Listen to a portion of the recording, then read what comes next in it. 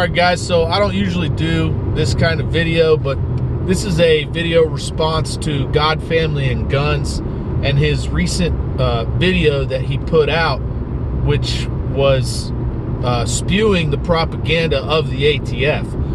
I'm sure that you mean well. I love your channel. I love what you do.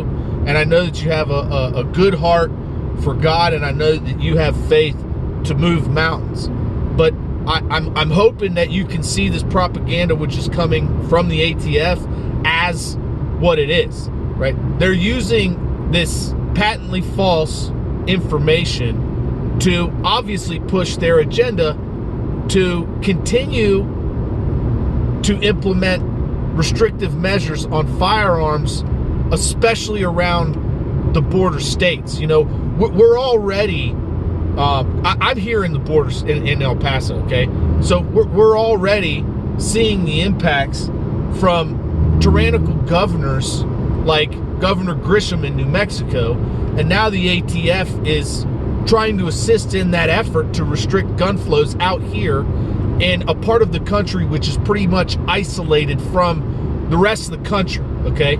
So, of course, drug cartels in the border towns like Juarez and Chihuahua, these border cities, of course they get firearms from Texas. Where else are they going to get them from, right?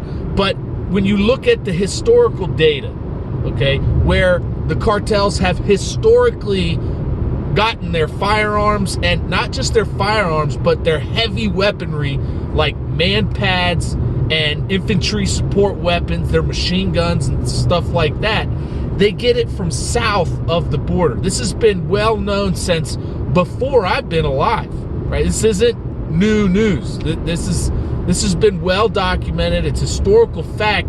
They get their weapons from south of the border. They get it from Brazil and from Venezuela, who does business with places like Iran, China, and Russia.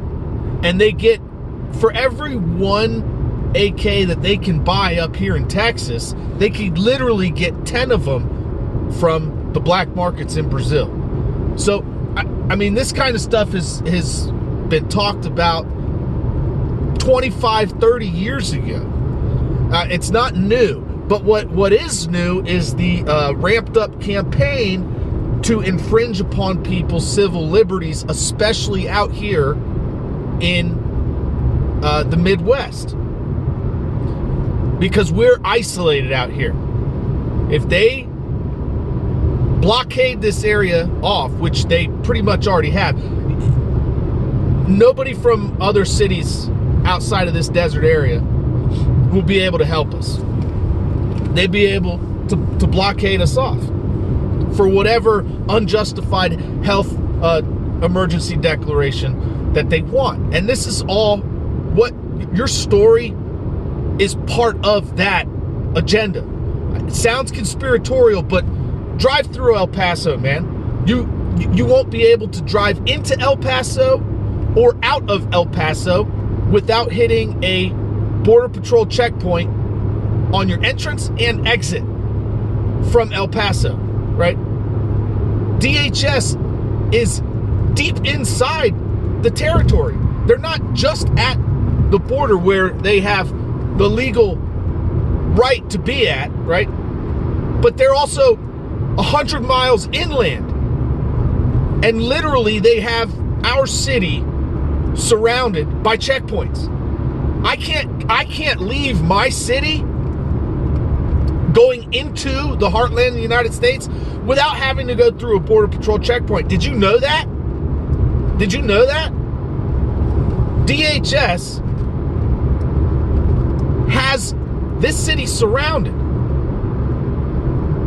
So if ATF and the governor and the mayors work in coordination with them to infringe the movement of firearms because somehow magically the cartels are all getting their weapons just from Texas, what do you think is going to happen to our freedom of assembly, our freedom of movement?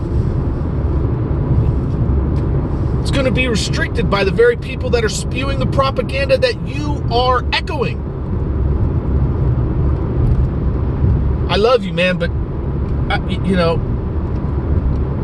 I hope you see this for what it is. I really do hope you see it for what it is.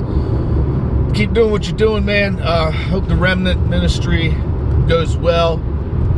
Can't wait to get the next email. Love you, buddy.